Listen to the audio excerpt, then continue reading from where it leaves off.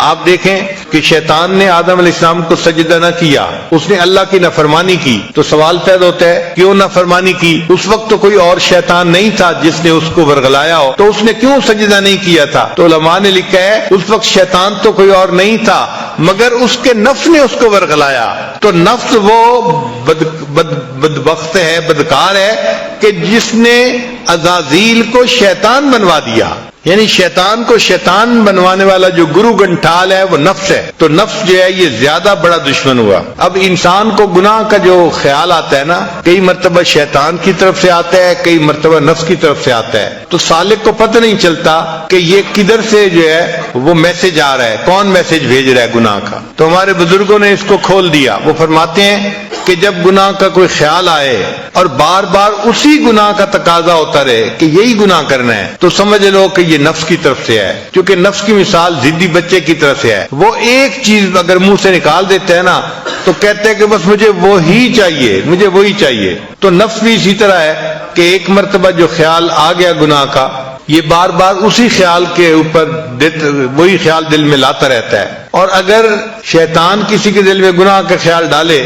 اور بندہ اس کو رد کرے تو شیطان اس گناہ پہ جمع نہیں رہتا، یہ پھر دوسری آپشن بھیج دیتا ہے، اچھا یہ نہیں ہو سکتا تو چلو یہ کر لیں، اچھا یہ نہیں ہوتا تو چلو یہ کر لیں، دوسری آپشن، تیسری آپشن، چوتھی آپشن۔ مقصد اس کا یہ ہے کہ کہیں نہ کہیں گناہ کی تشکیل ہو جائے اس کی، اگر ایک میں نہیں ہوتی تو دوسرے میں، نہیں ہوتی تو تیسرے میں۔ تو اگر آپ کے ذہن میں گناہ کا خیال آئے اور آپ اس کو روکیں اور روکنے پر گناہ کی آپشن نئی سے نئی آتی رہے تو آپ سمجھ جائیں کہ یہ میسج شیطان بدبخت بھیج رہا ہے۔ اور اگر اسی گناہ ہی کا ذہن کے اندر جو ہے وہ خیال رہے تو آپ سمجھ لیں کہ یہ میرا نفس ہے جو میرے ساتھ مکاری کر رہا ہے۔ اسلام کی آفت نفس کی خواہشات ہیں۔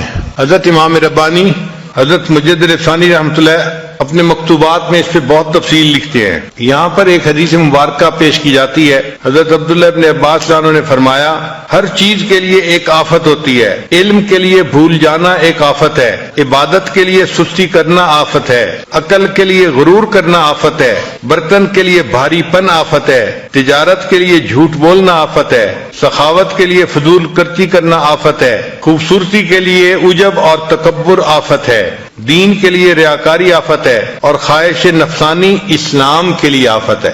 یعنی یہ خواہش نفسانی اتنی بری چیز ہے کہ یہ دین اسلام کے لیے آفت ہے۔ اب سوال پیدا ہوتا ہے کہ آخر یہ انسان کا نفس اتنا خطرناک کیوں ہے؟ تو اس کا جواب اس لیے کہ یہ گھر کا چور ہے، یعنی گھر کا بھیدی ہے، اور جو گھر کا بھیدی ہوتا ہے وہ لنکا ڈھائے، وہی زیادہ نقصان دیتا ہے جو گھر کے اندر ہوتا ہے۔ پہلے زمانے میں ہل چلاتے تھے تو دو بیل ہل میں جوتے تھے، ایک اندر کی طرف ایک باہر کی طرف۔ جب چکر لگاتے تھے تو ایک اندر چکر لگاتا تھا، ایک باہر چکر لگاتا تھا۔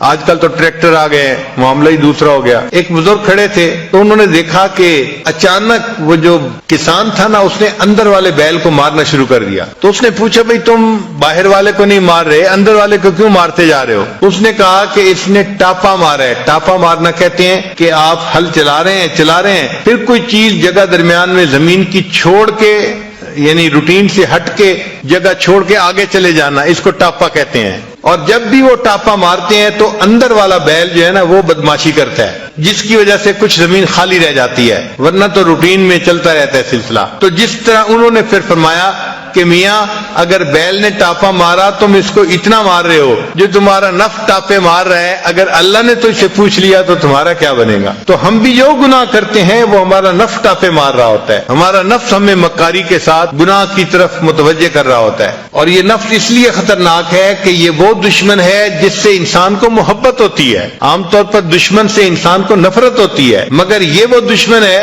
کہ جو ہے بھی دشمن اور انسان کو اس سے محبت بھی ہے، اس لیے یہ زیادہ خطرناک ہے۔ حدیث مبارکہ میں ہے کہ عقل مند انسان وہ ہے جو اپنے نفس کو سیدھا رکھے۔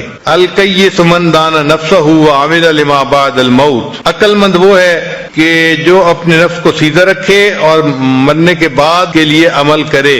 والعاجز من اتبع نفسہ ہواہا وتمنى علی اللہ۔ اور عاجز وہ ہے کہ جو اپنے نفس کی خواہشات کی اتباع کرے اور اللہ سے تمنا رکھے کہ اللہ مجھے جنت بھیج دیں گے، یعنی کام گناہ والے کر رہا ہے اور تمنا جنت کی رکھی ہوئی ہے۔ ایک حدیث پاک میں ہے کہ طاقتور انسان وہ ہوتا ہے جو اپنے نفس کو سیدھا رکھے، ان شدید، جو طاقتور ہوتا ہے وہ کون ہوتا ہے؟ اور ایک حدیث پاک میں ہے کہ اصل مجاہد وہ ہوتا ہے جو اپنے نفس سے لڑتا ہے، المجاہد من جاہد نفسہ فی طاعت اللہ، مجاہد وہ ہوتا ہے جو اپنے نفس کے ساتھ اللہ کی رضا کے لیے مجاہدہ کرتا ہے۔ ایک حدیث پاک میں ہے کہ متقی وہ ہے جو نفس کو شدید محاسبہ میں رکھے، چنانچہ میمون بن مہران اللہ عنہ فرماتے ہیں، میمون بن مہران رحمۃ اللہ فرماتے ہیں کہ انسان اس وقت تک متقی نہیں بن جاتا جب تک کہ وہ اپنے نفس کو شدید محاسبے میں نہ رکھے۔